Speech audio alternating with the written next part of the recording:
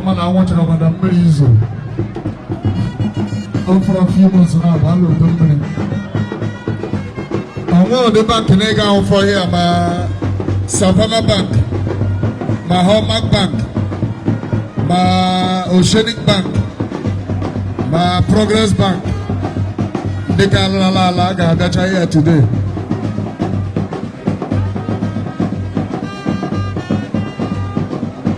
Even another person na PDP na APC na Chimi match. Yana level.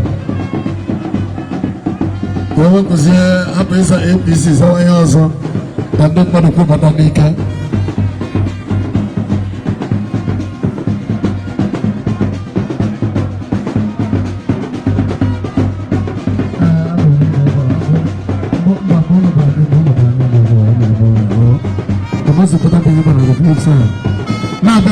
Nada, one de cash ATM card.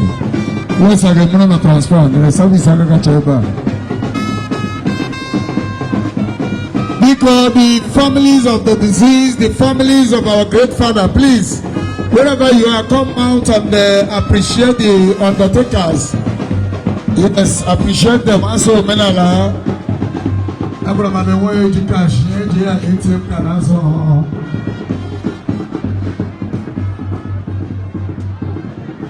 The chairman of Nwapa Bank PLC, welcome you, sir.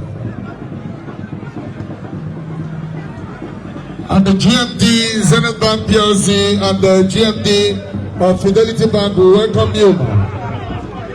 Sir Stanley Abuche, I salute you.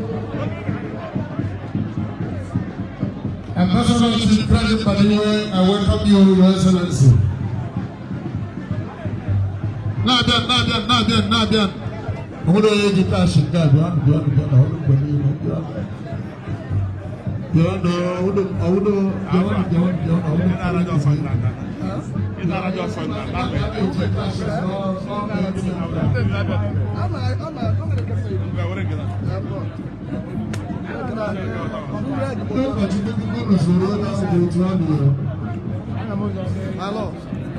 Malo.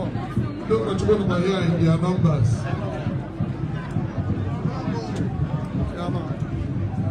Apart from the honor.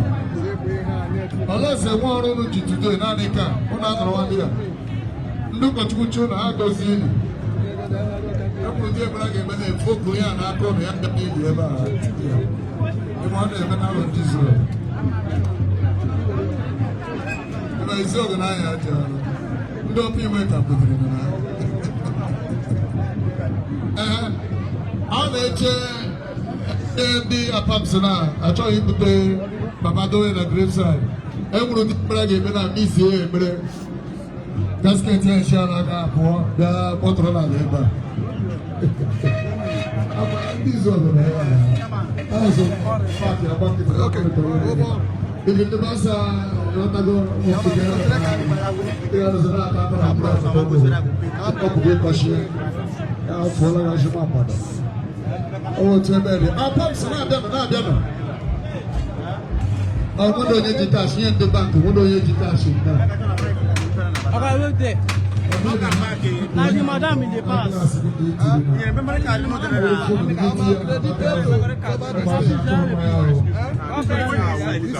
know.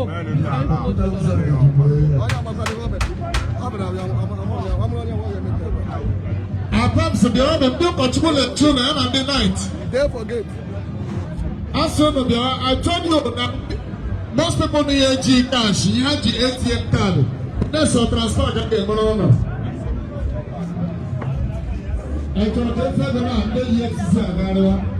Ijeoma, tell the guy for a walk coming to the yeah, please, we have push now.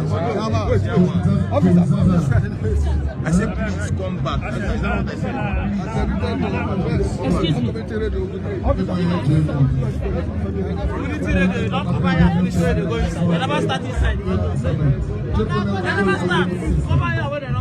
Look at Bram, look at I say.